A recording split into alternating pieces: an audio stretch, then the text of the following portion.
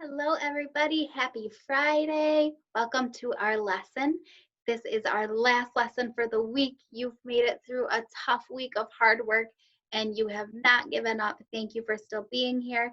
And let's get started. So, all week we've been working toward a target that has been the same. It's been a long term target, meaning we worked on it a little bit on Monday and Tuesday and Wednesday and Thursday, and now finally Friday. So we're showing that we're mastering this target and that we're really good at using nonfiction text features to help us answer questions. So let's take a look at our target one last time. I can use text features in nonfiction text to answer questions about the text. Let's mirror with words. I can use text features in nonfiction texts to answer questions about the text or about the book. Great job. So we're going to use the text features that we find in our last and final book to help us answer some questions. Today, the book that we're reading is called The Great Plains Natives. The Great Plains is a location, and we're going to learn about the people that lived in that location. So before we do that, I want us to take a look at a quick quiz that's going to refresh our minds about the text features we've been studying. So it's on Brain Pop, and it's right after the video we watched yesterday. So let's take a look at that first. First question. What is a glossary? What is a glossary? And here are our choices. Is a glossary a list of chapters in a book? List of the chapters in a book. Is it The author of a book. the author? The pictures in a book. The pictures in a book, or A list of the important words in a book and their meanings. So I'm thinking back to the glossary, and the glossary is where I could go when I didn't know what a word meant. So it's not a list of it's not an author, it's not a picture, it's a list of the important words in a book and their meanings. Awesome. Okay, I'm going to need your help on this next one. Which of these is nonfiction? Okay, so we're going to read some book titles, and we have to decide which one is a nonfiction book. Is A Fairy Tale About a Princess nonfiction? So is that a real, true story? No. Is a poem about a flying cat nonfiction? No, cats can't fly, so that's fiction. We're looking for nonfiction, something that's true. Is a short story set on Jupiter fiction or nonfiction? Let's see. It's on Jupiter, which could be a real place, but then it tells me it's a story. A short story set on Jupiter. So if it's make-believe story on Jupiter, not true. That means it's a fiction book. How about a magazine article about desert plants? An article that's teaching us about plants. Is that nonfiction?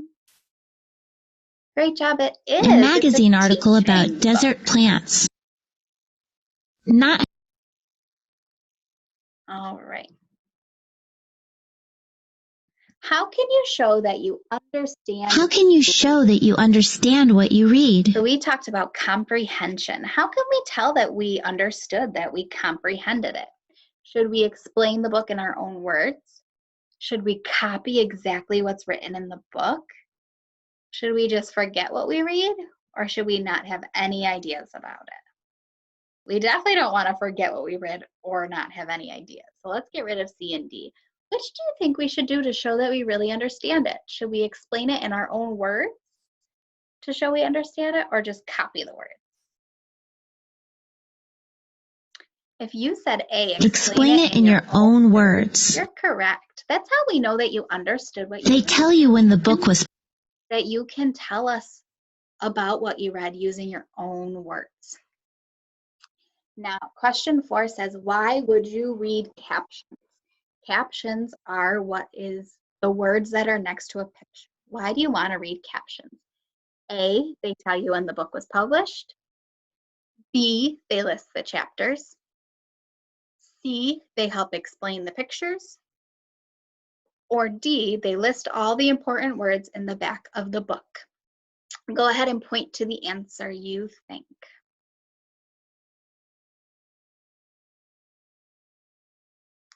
So we read captions so that They we help can explain the understand pictures. the pictures. They help explain the pictures. C. Both One last attempt. Ready? How are a glossary and a dictionary alike? Both tell you the meaning of words. Both tell you how to care for snakes. Both have hundreds of pages. Both are in the back of a nonfiction book. Point to your answer. If you said A, you're right. A glossary tells us the meaning of words, and a dictionary also tells us the meaning of words. A glossary only has the words from the book you're reading. A dictionary has like every word you could ever want to find. But they both tell you the meanings of words. Both tell you the meanings of words. Great job, my friends. Awesome. So today we're going to take a look at our new story, and we're going to see, our new nonfiction books. I shouldn't call it a story because a story is make-believe. We're going to read our new nonfiction book, and we're going to learn about the Great Plains natives. We're going to take a look at our text features to help us answer our questions. Today, I'm going to read it once through, and then I'm going to ask you to go on a scavenger hunt. So I'm going to say, find the bold words, find the headings, find the glossary, and you're going to try to point to it for me. So let's get started. The Great Plains natives. Table of contents. Introduction, page 1. Nomads, page 1. War, page 2. Jobs of men and women, page 2. Conclusion, page 2. Glossary, page 3. Index, page 4. The Great Plains natives. The Great Plains natives lived on the Great Plains and prairies. They lived in the United States and Canada. There are over 30 Great Plains tribes. Nomads. Many of the Great Plains natives were nomads. They traveled. The Great Plains nomads were hunters. They followed the migration of buffalo. Buffalo were food, clothing, shelter, and tools. The natives lived in teepees. Teepees were easy to move. The Great Plains natives traveled with horses. Horses made travel faster. They could go further. Here's a picture of the Great Plains natives. And the caption says it's a painting of Plains natives at the battle from 1899. So in this section, we learned of a place called the Great Plains. The Great Plains is a place that was in the United States and Canada. And plains are this whole grassland area. They call the people that lived in this grassland the natives because they were there first. And there were a lot of tribes of these people. A tribe is like a group of them. So they lived on the Great Plains, and they used buffalo for food, clothing, shelter, and tools. So the animal, the buffalo, was really important to them. So they had to follow where the buffaloes were. So if the buffaloes decided to move, the natives moved with them. That means they needed a house that was easy to move. They couldn't just keep building houses. So they used teepees, which is kind of like a tent, and they could quickly move their teepee to a new place very easily when they followed the buffalo. They also used horses to travel because that made it so that they could travel faster when they were following the buffalo to a new place. So I just retold this in my own words to show you that I understood. Now we're going to do a scavenger hunt, and I'm going to ask you to point to some things. First, I'd like you to find the title.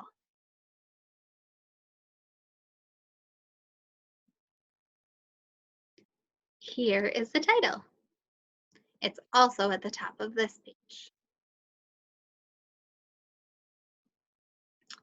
Next, can you point to the table of contents? Great job. This whole section is the table of contents. Now, what if I wanted to learn about nomads? Where would I turn or where would I look to find nomads? Can you find nomads? Point to it.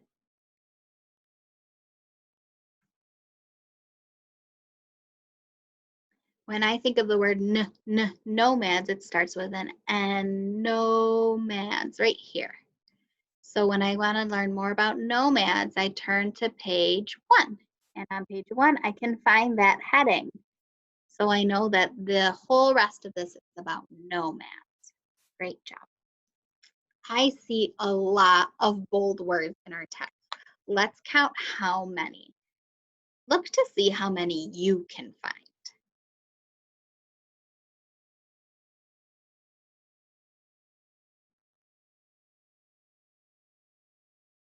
I see 1, 2, 3, 4, 5.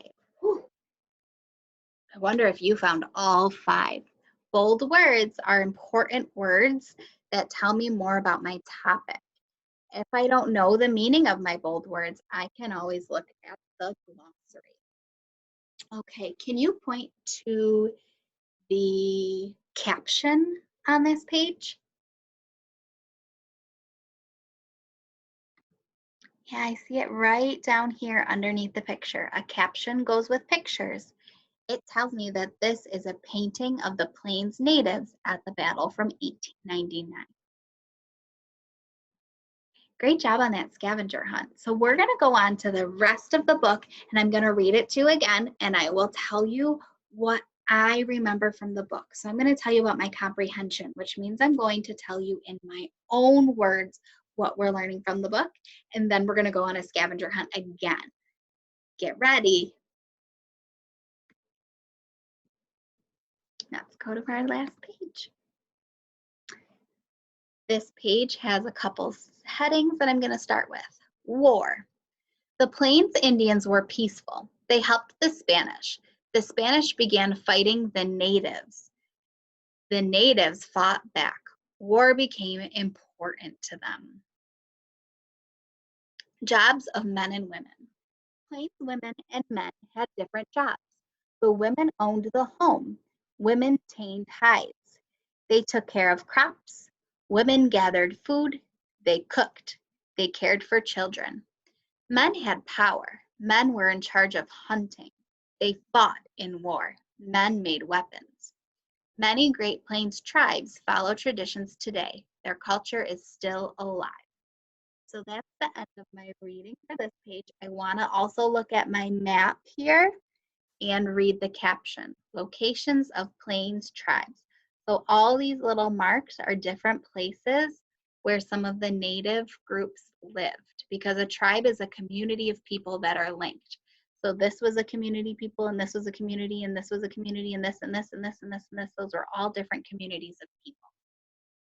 Okay, so from this page, I learned 2 different things. I learned about war, and I learned that the natives were mostly people, but when they helped the Spanish started fighting them, and the natives had to fight back.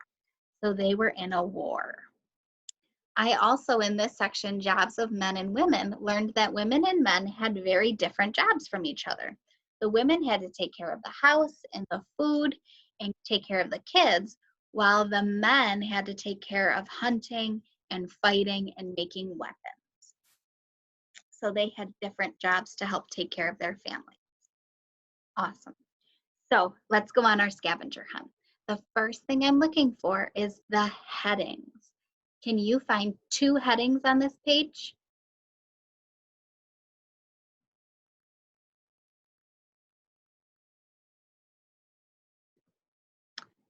Great job. War is a heading.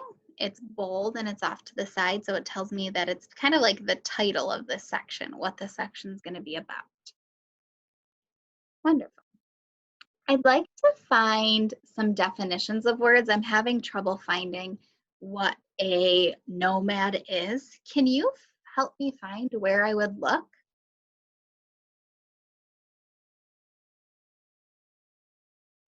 In this section here, great job. What do we call this section?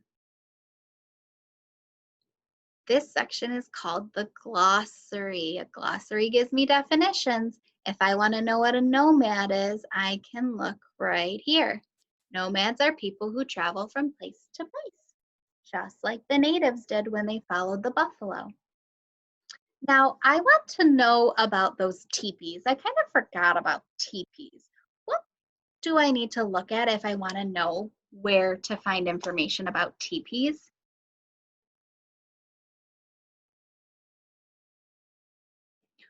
I can check my index. I'm going to switch colors for index. I can go to my index and find the word TP. TP. And it tells me that TPs were on page 1. So if I wanted to go back and look at that, I could go back to page 1 and find the word TP. Great job. So my friends, that was our reading for today. And our next step is to go and answer the questions. So I helped you to understand the book a little bit more by telling you what I learned from it and telling you it in my own words. Your job is going to be to look at the text features and see if you can find the answers to the questions on Google Classroom. As always, we're working to use text features in nonfiction text to answer questions about the text or about the book. So let me show you what you need to do. Just like you have the last couple of weeks, when you get into Google Classroom, you need to open 2 things. You need to open your questions and the book with annotations. But here's a big challenge for you. Even though I've shown you where to find the answers by looking at the colors, I want to see if you can do it without paying attention to what color crayon. So you're going to read the question and see if you know by yourself where to look. If you already know that that answer is going to be in the title, you don't need to know that it's red. You can just look for where the title is to answer. Or if you know a certain question would be answered by the table of contents, you can just look at the table of contents. You don't have to try to figure out which crayon matches the answer. Okay, but if you get to a question that's trouble, it's a little tricky. What house did the Plains native live in? And you're not sure, you can say, okay, I have to check where the orange crayon is. And then you'll go back and find the answer teepees, and you will put it on here. So remember, these text boxes you can type into, and the circles you can move to circle your answer. There are 2 pages, just like every other day. All right, my friends, I hope you're getting a lot of practice with nonfiction text features. I'm so excited that we're getting better and better at these because we're going to be able to use the information we learned to write some reports in our future weeks. So go ahead and get started right away while you still have the ideas from the Native Plains fresh in your head, and you can complete your assignment. As always, you can watch the video again, you can talk to your teachers, you can ask a grown-up for help. Good luck, my friends. Have a fabulous weekend. I can't wait to see you till next week.